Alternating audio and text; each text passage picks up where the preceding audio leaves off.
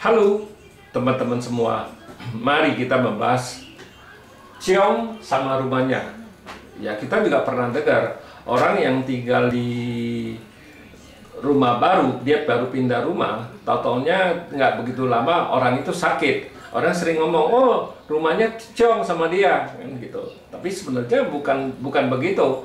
Bukannya rumah itu ciong samanya itu sama orang itu, bukan. Sebenarnya itu salah persepsi aja, yang nggak ngerti ngomongnya kayak gitu. Oh rumahnya itu ciong, istilahnya nggak cocok rumah itu dengan orang itu, jadi makanya tinggal di rumah itu buat dia sakit. Tapi sebenarnya tidak demikian.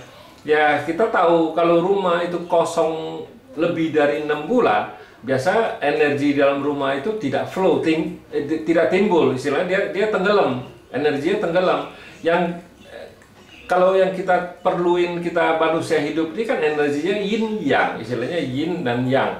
Energinya dari mana bisa tahu yin yang? Ya itu harus dengan lobhan baru bisa tahu energinya tuh, energi yin yang. Nah, kenapa kalau kita waktu hujan, saya nggak pernah mau pakai lobhan, karena energi yang di tanah itu tenggelam. Kalau waktu hujan, dia tidak bisa naik. Istilahnya ya percuma, lobhan sebagai kompas saja. Dia tidak bisa menunjukin energinya itu ada apa enggak, karena dia tenggelam energi itu, karena waktu hujan kan gitu. Ya, itu kita harus pakai lobhan baru bisa tahu energinya yin apa yang. Ya, energi kita bumi sama energi bintang, makanya digabung dua itu kita baru bisa bilang energi itu yin yang. Nah, makanya kenapa kita harus tahu juga tinggi energi itu 120 cm.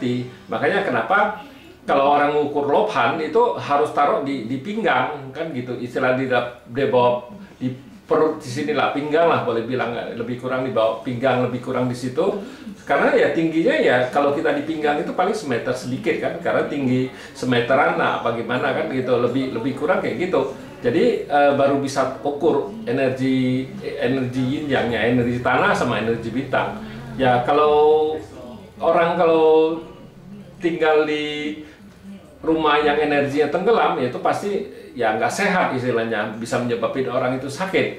Makanya kalau orang nggak tahu, pikir rumah itu yang buat orang ini sakit. Sebenarnya tidak, karena energinya yang nggak flow, istilahnya nggak bagus, nggak ngalir, istilahnya dia tenggelam, nggak hidup, energinya nggak hidup. Ya energi nggak hidup, otomatis kita tinggal di rumah itu ya yang dia ambil kan energi kita juga. Kita kan jalan di dalam rumah itu kan kita bergerak. Nah, itulah yang bisa bikin di dalam rumah itu jadi flow, istilahnya. Ya kalau rumah itu energinya nggak bagus, otomatis rumah itu juga ambil energi kita. Kalau kita nggak kuat ya jadi bisa buat badan kita yang sakit.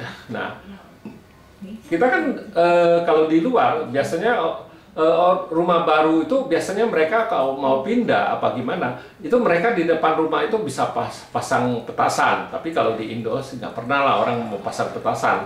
Ya bisa juga dia di dalam rumah tuh bakar itu kertas sembayang juga bisa itu, karena ada api ya, energinya kan mengalir masuk ke dalam, karena O2 itu angin yang bawa itu kan gitu. Yang kita bakar kan atau O2-nya habis, jadi yang masuk kan dari luar, angin kan datang kan gitu. Ya, itu yang bisa nimbulin bergeraknya angin kan gitu. Juga bisa kita manusia yang di dalam rumah itu juga bisa. Makanya kalau kita rumah baru, kalau kita mau pindah di dalam rumah itu ya minimal, kalau rumahnya sudah kosong lama, minimal itu harus seminggu sekali kita harus buka dulu pintu depan rumah itu biar energinya masuk. Nah, jendela kita buka biar energinya flow di dalam itu, flow. Jadi bagus, dari minimal seminggu sekali itu bukanya, lebih kurang ya bisa setengah jam lah gitu seminggu sekali. Nah, kita sesudah itu kita baru boleh tinggal di rumah itu ya.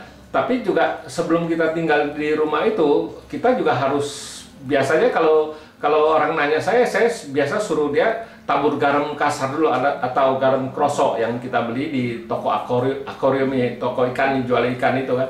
Nah, dia ada itu garam kasar itu. Nah, kita taburin dulu di sekeliling rumah kita. Sebelum itu kan masih kosong rumahnya, kan lebih gampang kita taburin ke seluruhnya ya. Ya memang yang paling penting ya sebenarnya di seluruh rumah. Tapi kamar mandi juga paling penting, karena kamar mandi itu soalnya ya daerah yang paling paling jelek energinya, karena kita juga BAB di situ, energinya pasti jelek sekali di situ kan. Jadi kita harus taruh garam, buang garam kasarnya di situ ya. Nah, tapi jangan pikir oh sudah tabur garam gitu kita itu aman. Itu justru kita harus ngomong dulu yang kita nggak kelihatan dengan mata kepala kita kan banyak itu saudara-saudara kita aja. Kita harus kasih tahu ya saudaraku ya saya hari ini mau bersihin rumah ya. Sudah ngomong kayak gitu ya jangan langsung tabur. Biasanya kita tunggu dulu 3-5 menit, kemudian kita baru tabur ke seluruh rumah.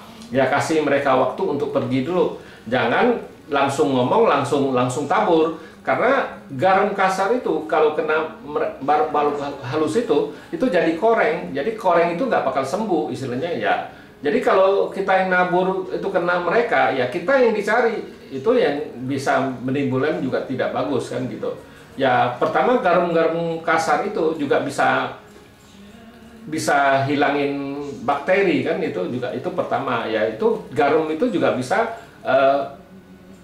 hilangin makrobalu yang jelek itu, yang dia nggak suka, yang jelek itu ya mereka nggak suka sama garam, karena garam itu kalau kena ke tubuh mereka bisa korengan selamanya kan gitu. Itulah kenapa kalau kita harus tabur garam, kita harus ngomong dulu, jangan langsung kita tabur aja. Kita harus istilahnya suruh mereka minggir dulu. Jadi kita baru tabur garam.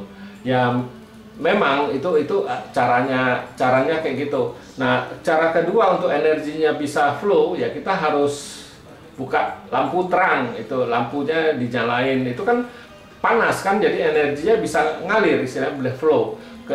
Kalau enggak ya kita harus buka, kita tinggal dalam rumah itu kita harus buka jendela, hordeng apa gimana biar sinar matahari yang masuk. Sinar matahari masuk kan jadi panas itu bisa nimbulin bergeraknya energi, itu istilahnya kan gitu. Jadi baru bisa bagus kita tinggal di rumah itu ya, minimal lebih aman lah daripada kita rumah kosong sudah lama ya kita langsung tinggal, itu pasti bisa nimbulin penyakit istilahnya ya. Kita nggak tahu kalau badan kita lagi lemah ya, itu yang sebabnya orang suka ngomong oh rumah ini ciong, tidak cocok sama yang tinggal. Sebenarnya tidak demikian, karena dia nggak ngerti aja itu rumah itu energinya tuh tenggelam, karena rumah itu tidak ada orang, aktivitas di dalam rumah itu tidak ada, jadi ya energinya tenggelam kan gitu. Ya demikianlah saya bahas rumah ciong sama rumahnya. Terima kasih,